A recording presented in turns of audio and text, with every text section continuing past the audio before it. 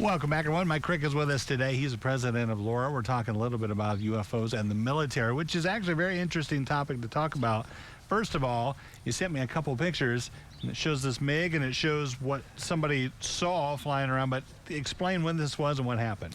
Okay, this was back in the late 60s, and the Russians were flying this MiG-21, and they was chasing this UFO, and they started closing in on it. They was flying 535 mile an hour, and when they started closing in on it, this thing took off at over Mach 3. It was doing over 3,500 miles an hour. Wow. And it looks just like a big cylinder. I mean, that's that how they described it? Yeah. Yeah. Huge, too, right? Yeah, it's very big. You could just about fit that MiG inside of it. Yeah, and so I was reading something about it, and it said it was almost like UFO itself was just kind of hanging with them, and they thought, well, this thing's going pretty fast. And like you said, it just took off. Yeah, almost like it was kind of toying with them or something. Yeah. Yeah. Is that a common thing? Because I hear a lot of, and we've talked about some, I hear of a lot of UFO sightings, especially with the military in Russia.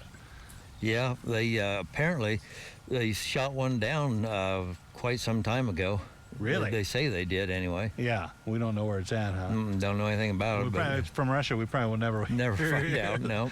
But it brings up the point I was just telling you. It seems like, when I was a kid and you go in the 80s, 90s, even the early 2000s, the government never wanted to talk about this stuff. Do you feel like they're maybe changing up their approach? Yeah, I don't know why. I mean, I think it's because so many people have cell phones and everybody's got a camera now, and people all over the world are taking photographs and film clips of them.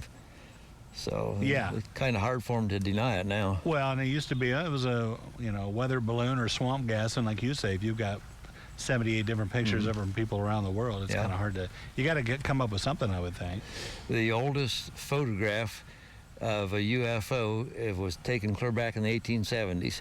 Is that right? But scientists think that what it was is this cylinder-shaped object was in the clouds, but they think it was over a mountain, and it was just the mountain sticking out of the clouds. But when you look at the photograph, you just kind of, I don't know about that. You wonder, is that a common, well, we showed that one with the MiG, is that a common shape for UFOs, a cylinder like that? I've seen them.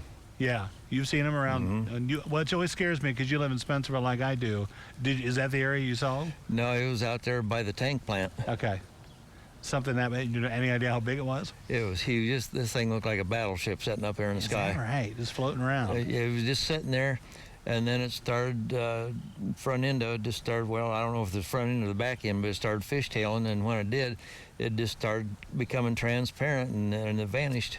Wow. Now, somebody emailed me a question asking about, there's certain documents that the government has on file related to anything weird that they've seen that have to be, you can't release them for 10, 20, 30, 40 years. Are some of those coming up that we can see those? Is that what's happening too, you think, that some of that's expired? Yeah, I think so. If you look on YouTube, you can probably find a lot of that information. Yeah. Is it, to me, it adds a little bit of credence when you hear, because a lot of these are people that are Air Force pilots and they come out, or military. Are there ever top brass, some higher ups that come out and say they've seen something?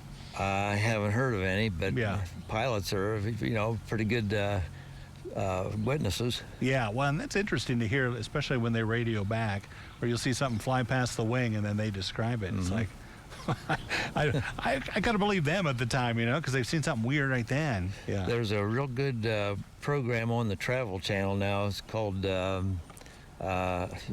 something witness, paranormal witness or something like that, and they've got all kinds of film clips on there of UFOs that people have taken all around the world. All right, UFOs and military. Good topic. Thank you, Mike. We appreciate it. It's good seeing you. No Going Medical News coming up next on Noon Edition.